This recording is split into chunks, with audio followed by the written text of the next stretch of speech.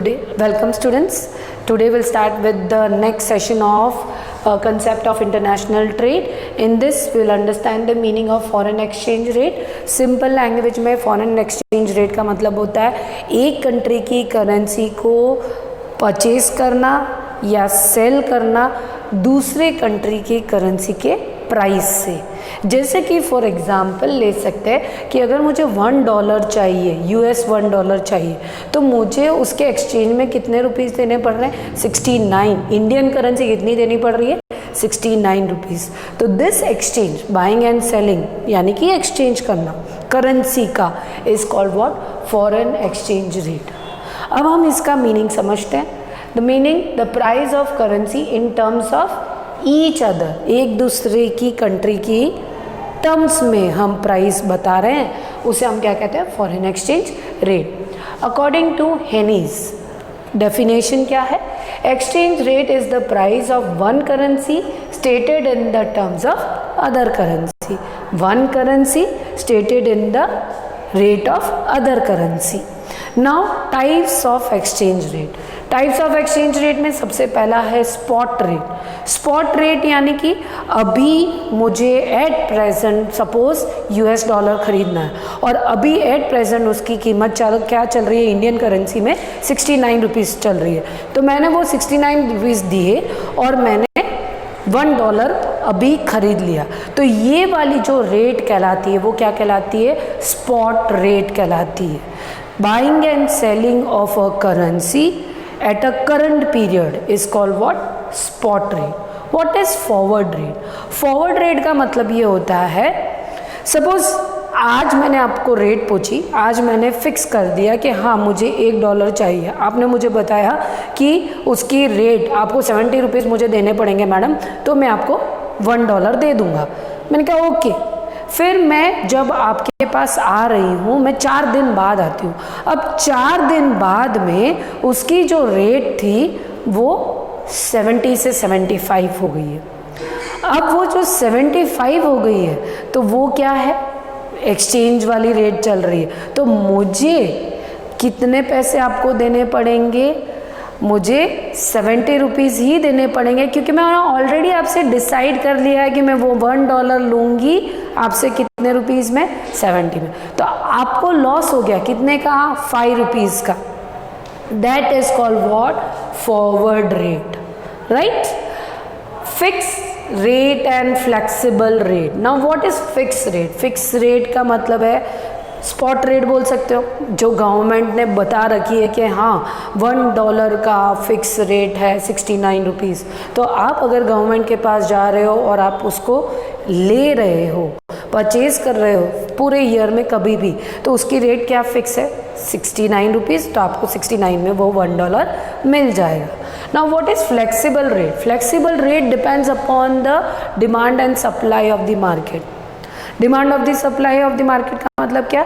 Dollars की rate शायद आज के दिन बढ़ भी सकती है, आज के दिन गिर भी सकती है, डिपेंड करता है। तो वो डिमांड और सप्लाई पर आती है। जैसे कि आपके प्रोडक्ट का प्राइस डिमांड और सप्लाई से डिसाइड होता है, उसी तरह से करेंसी का भी प्राइस डिमांड और सप्लाई ऑफ करेंसी पर डिपेंड करता है। तो कैसे? हम देखते हैं इसका डायग्राम बनाकर। ये है तुम्हारा डिमांड का, ये है तुम्हारा सप्लाई का। हम पढ़ रहे हैं किसका? कमोडिटी का नहीं, करेंसी की रेट डिटरमाइंड हो रही है, प्राइस डिटरमाइंड हो रहा है करेंसी का। जहाँ पे भी ये दोनों पॉइंट इंटरसेक्ट हो रहे हैं, कौन सा? डिमांड और सप्लाई दोनों इक्वल होते हैं, वो तुम्हारी करेंसी की रेट आ जाती है, रेट ऑफ करेंसी आ जाएगी।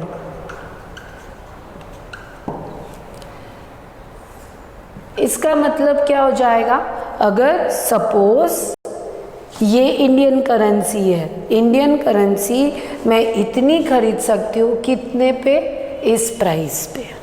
क्यों? क्योंकि इस प्राइस पे डिमांड और सप्लाई दोनों इंटरसेक्ट हो रहा है। अगर इनमें से कुछ भी चेंज हो जाता है तो चाहे प्राइस बढ़ भी सकती है, चाहे प्राइस गिर भी सकती है। फॉर एग्ज़ाम्पल सपोज़ हम एक बात करें, जैसे कि US डॉलर है, अचानक से US डॉलर बहुत ज़्यादा मिल रहे हैं, सप्लाई बढ़ गई है जबकि डिमांड इतनी नहीं है, तो धीरे धीरे सप्लाई ज़्यादा होने की वजह से धीरे धीरे जो रेट चल रही है 69 से वो धीरे धीरे होते होते 65 पे भी आ सकती है। उसका रीज़न क्या है? उसकी डिमांड ही नहीं है। सपोज़ इसी का रिवर्स हो गया, डिमांड बहुत ज़्यादा है जबकि US डॉलर मिल ही नहीं रहा है, तो वो रेट जो 69 है वो ऊपर बढ़ते बढ़ते बढ़ते 75 हो गई। अगर आप मैं मार्केट में जा रही हूँ और मुझे US डॉलर ज़रूरी चाहिए बट सप्लाई है नहीं, मैं आपको सामने से बोलूँगी कि आप मेरे से 75 ले लो $1 के या 80 रुपीज़ ले लो, पर मुझे $1 दे दो, मुझे बहुत ज़रूरी चाहिए। तो मैंने क्या किया? मैंने उस प्राइस को बढ़ा दिया। That is what we mean by demand and supply of the currency. तो फ्लेक्सिबल मार्केट में जो भी रेट होती है वो किस पे डिपेंड करती है? करेंसी की डिमांड और सप्लाई पे। अगर सप्लाई ज़्यादा है, डिमांड कम है, तो प्राइस क्या होगी? डिक्रीज हो जाएगी। अगर डिमांड ज़्यादा है पर सप्लाई बहुत कम है तो प्राइस क्या होने वाली है उस करेंसी की? बढ़ जाएगी। Is it clear? ये है determination of currency according to the demand and supply. अब ये दोनों समझने के बाद दो वर्ड्स और आते हैं जिसको कहते हैं डीवैल्यूएशन। दो और वर्ड होते हैं जैसे कि डीवैल्यूएशन एंड रीवैल्यूएशन। डीवैल्यूएशन का मतलब आपकी करेंसी की रेट गिर गई। कैसे? अब अगर मैं बोलती हूँ कि मुझे एक US डॉलर पहले 69 रुपीज़ में मिल रहा था, अब मुझे 75 में मिल रहा है, तो US डॉलर की करेंसी की रेट क्या हो गई है? डीवैल्यूट हो गई है, यानी कम हो गई है। उसकी रेट की कीमत क्या हो गई है? डेप्रिशिएट हो गई है, क्योंकि वो पहले तो 69 में मिल रहा था, अब मुझे वो सस्ता मिल रहा है, 65 में ही मिल रहा है, तो उसकी क्या हो गई रेट? US डॉलर की करेंसी की रेट डीवैल्यूट हो गई। उसी तरह से अगर मुझे रीवैल्यूएशन के बारे में बात करना है तो रीवैल्यूएशन यानी कि इंक्रीज हो जाना। अब मुझे वो US डॉलर जो पहले 69 में मिल रहा था, अब मुझे 75 रुपीज़ उसके देने पड़ रहे हैं। अगर मुझे उसके 75 रुपीज़ देने पड़ रहे हैं तो उसकी वैल्यू क्या हो गई? रीवैल्यूएट हो गई है, यानी इंक्रीज हो गए। सो दिस डीवैल्यूएशन यानी डेप्रीशिएट होना, रीवैल्यूएशन यानी कि करेंसी की रेट बढ़ जाना। So this chapter has been completed. आपको इंटरनेशनल ट्रेड में ये सारी चीज़ें अच्छे से आनी चाहिए। So thank you students.